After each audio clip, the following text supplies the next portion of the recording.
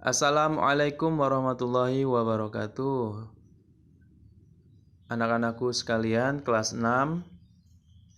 Pada kali ini kita bertemu lagi pada pembahasan materi pembelajaran pendidikan agama Islam dan budi pekerti. Kita akan membahas tentang ketika bumi berhenti berputar.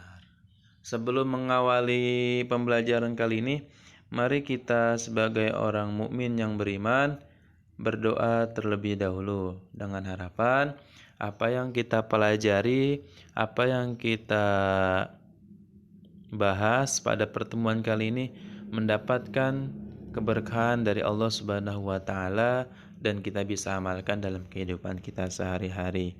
Berdoa dimulai.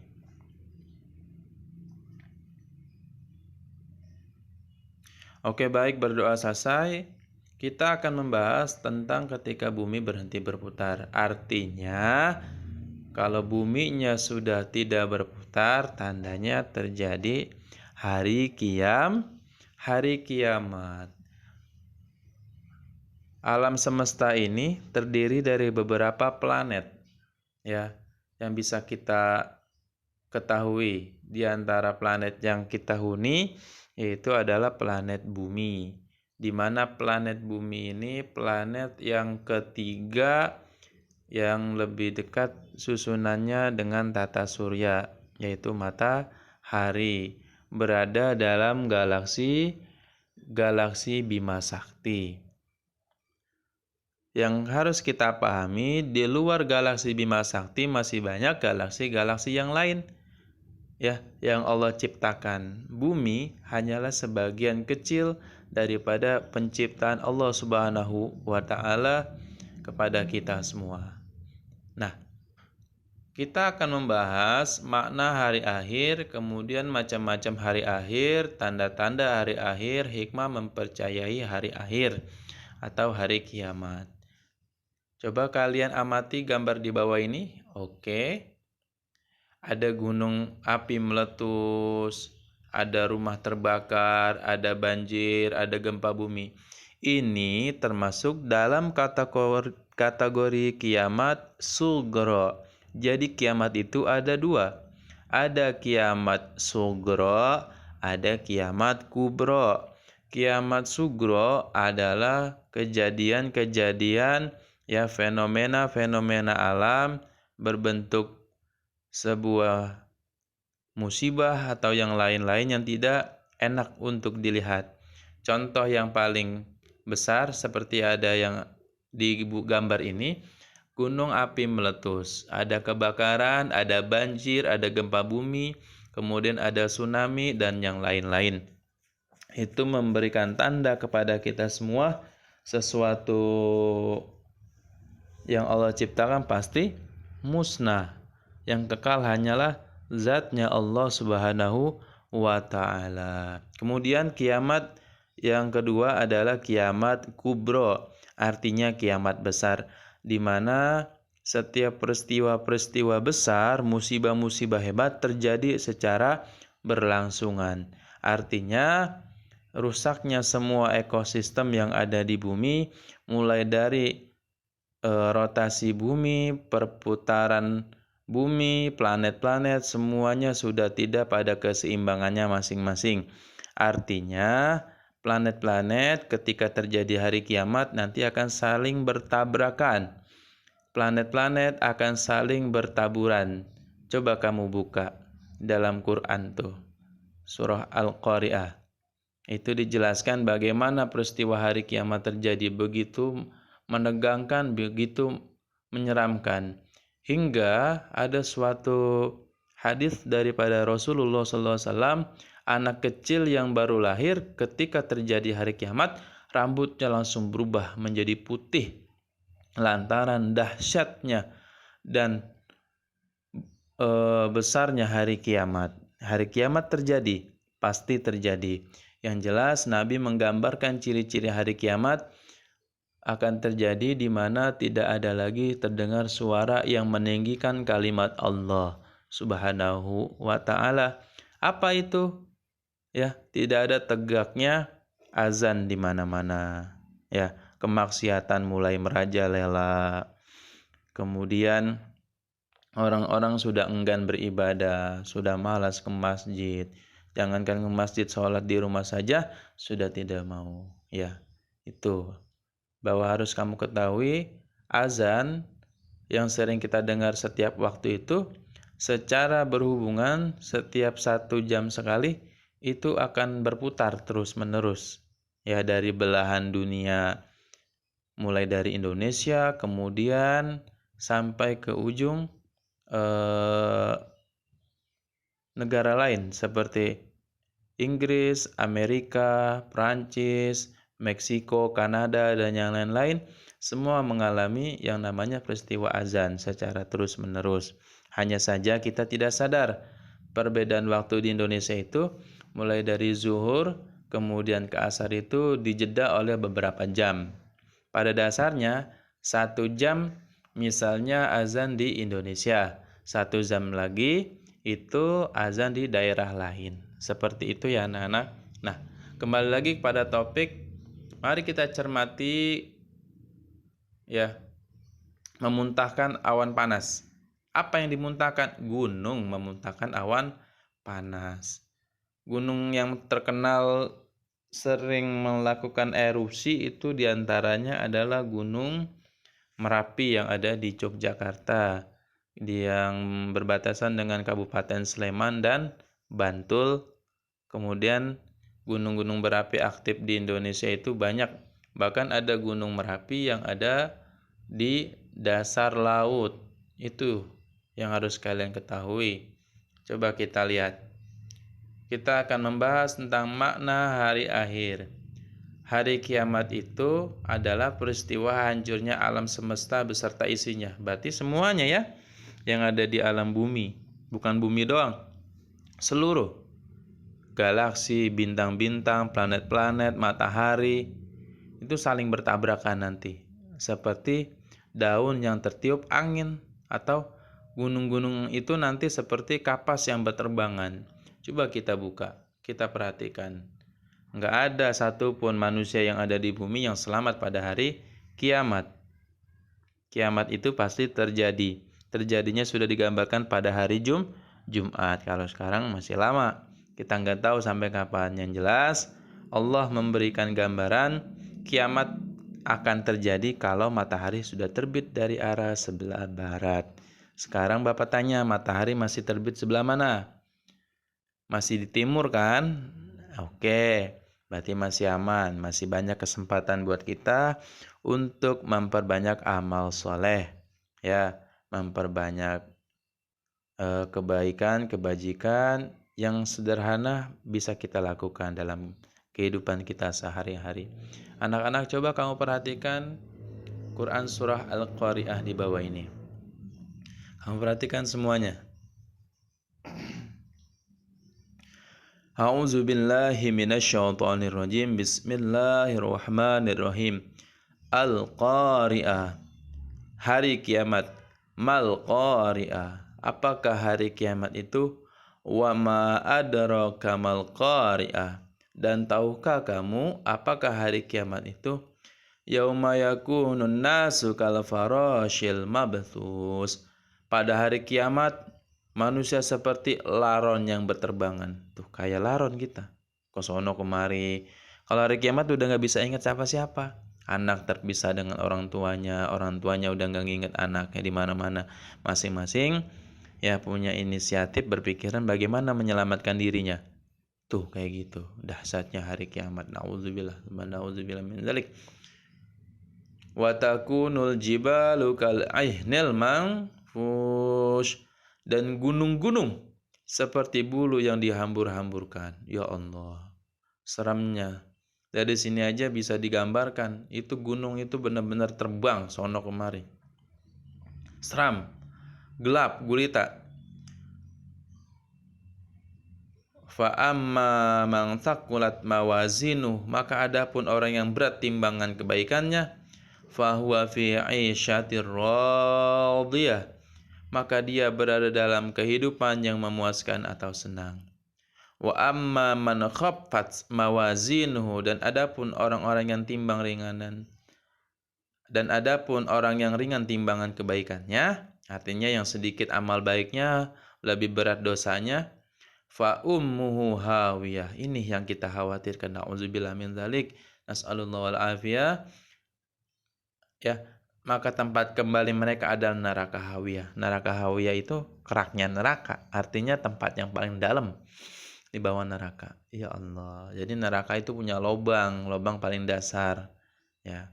Di dalam neraka itu ada neraka banyak, ada neraka jahanam, ada neraka hawiyah tingkatannya. Neraka hawiyah itu yang paling bawah.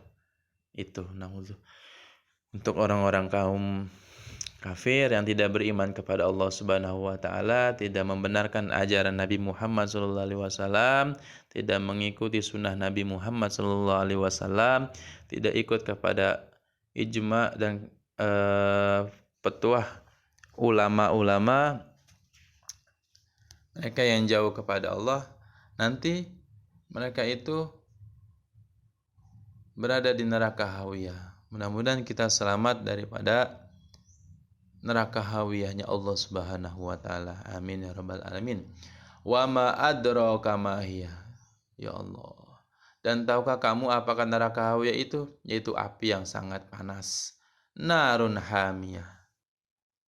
Api yang sangat panas. Panas. Luar biasa. Nah, anak-anak, kiamat seperti yang Bapak sebutkan di awal, ada dibagi dua. Ada kiamat sugro, ada kiamat kubro. Ya, longsor, gempa bumi, termasuk kita ditinggalkan oleh orang-orang yang kita sayang. Ya, kakek kita meninggal, nenek kita meninggal, orang tua kita meninggal, itu bagian dari kiamat. Kiamatnya termasuk kiamat sugro, kiamat kecil, belum ada apa-apanya. Nanti kita akan dihadapkan dengan kiamat kubro, kiamat yang besar. Di antara ciri-cirinya itu nanti benda langit saling bertabrakan. Ya, hancur melebur, sudah tidak ada lagi. Nah, coba kita buka.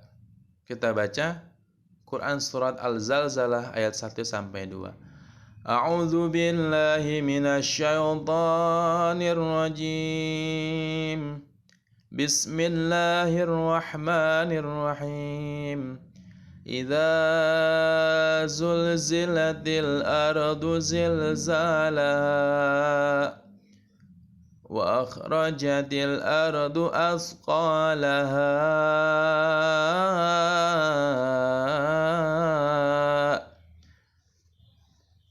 diriwayatkan Sayyidina Umar bin Khattab radhiyallahu anhu, yaitu sahabat Nabi, Khulafaur Rasyidin, ya, sahabat yang dekat dengan Nabi Muhammad SAW, sahabat utamanya Nabi, itu ketika membaca ayat ini beliau menangis terseduh-seduh, sesungguhkan kalau bahasa kitanya.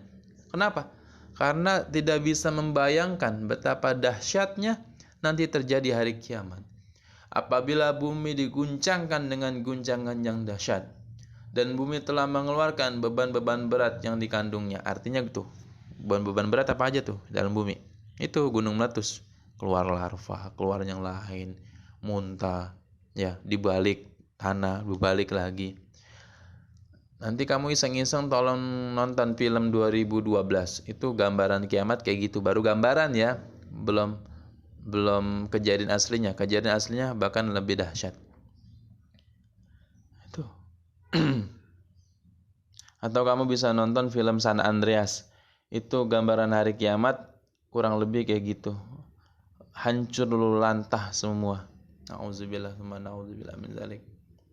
Nah, apa tanda-tanda hari kiamat? Nih, banyak ulama muslim yang wafat. Banyak tuh. Orang-orang soleh mulai pada berkurang. Kemudian dicabutnya ilmu. Kalau ulama udah pada wafat, nggak ada yang ngajarin kita. Kalau sekarang ulama masih banyak, alhamdulillah. Masih banyak orang soleh. Masih banyak kiai-kiai besar. Ya.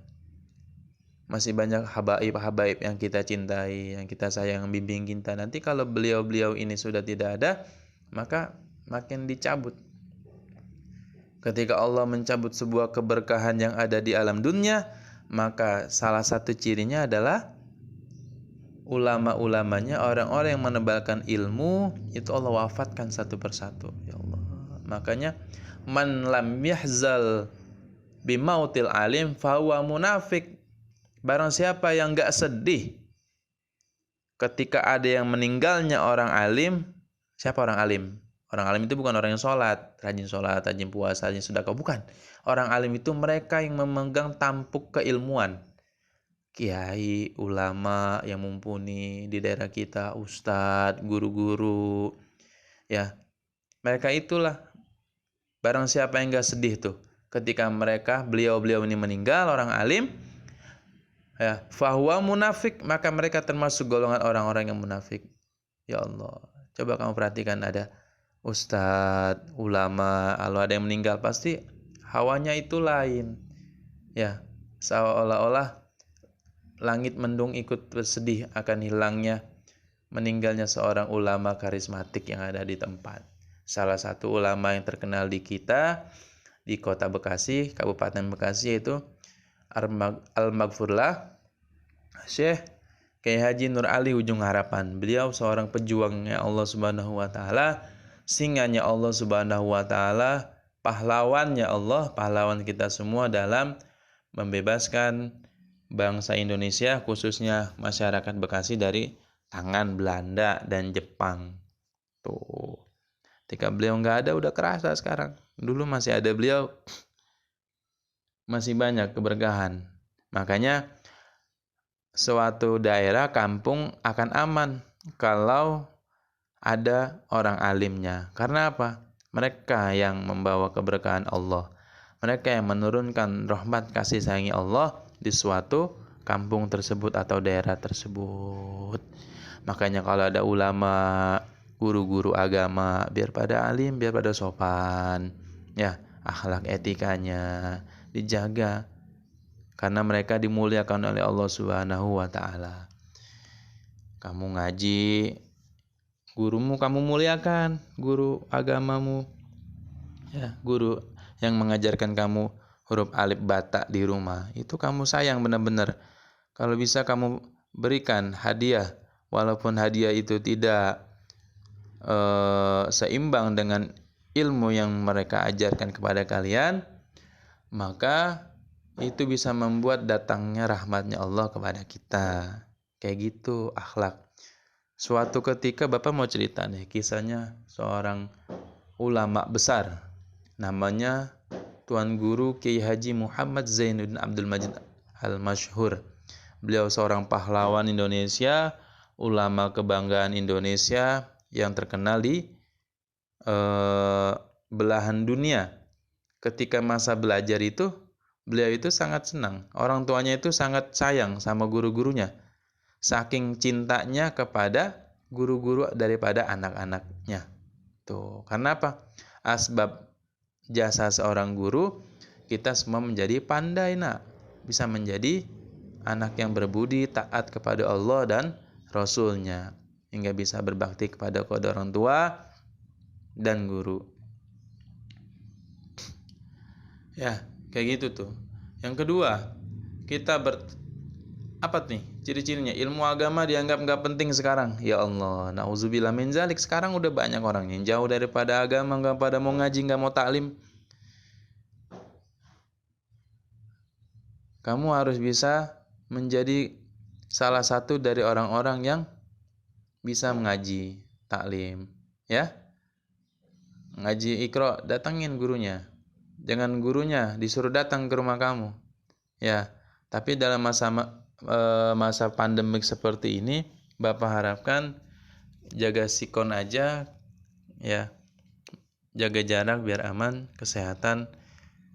Jangan sampai terjadi hal-hal yang tidak diinginkan. Tuh. Ketiga, maksiat makin terang-terangan dan kejahatan di muka bumi makin merajalela.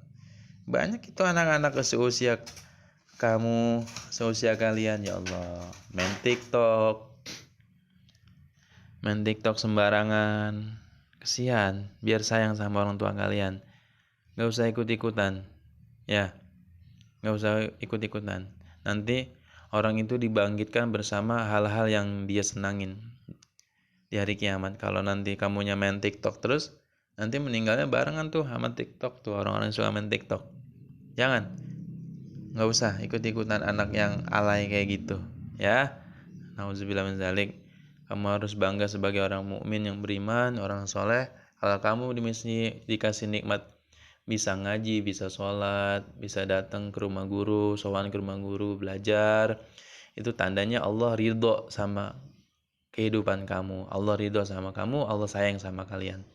Mudah-mudahan kita tetap dikasih istiqomah untuk bisa di jalannya orang-orang soleh yang kayak gitu, yang seneng ngaji taklim gitu, tanpa meninggalkan pekerjaan kita yang lain, bantuin orang tua, terutama anak-anak gadis bapak nih, anak kelas 6, bantuin orang tuamu di rumah, ya, nyuci piring, segala macam, nggak usah dimintain dulu, sapu-sapuin rumah, bantuin, kesian ibumu, ya, kesian ayahmu, bantuin, ya. Yang cowok juga, bantu-bantuin juga orang tuanya di rumah. Oke, kayak gitu. Kurang lebihnya kayak gitu, nanti kita bahas lagi pada pertemuan selanjutnya di hikmah mempercayai hari akhir. Ya. Kurang lebihnya kita mohon maaf, Bapak mohon maaf. Bapak tutup dengan membaca doa kafaratul majlis. Subhanakallahumma wa bihamdika asyhadu an la ilaha illa anta astaghfiruka wa atubu ilaihi walhamdulillahi rabbil alamin. Wassalamualaikum warahmatullahi wabarakatuh.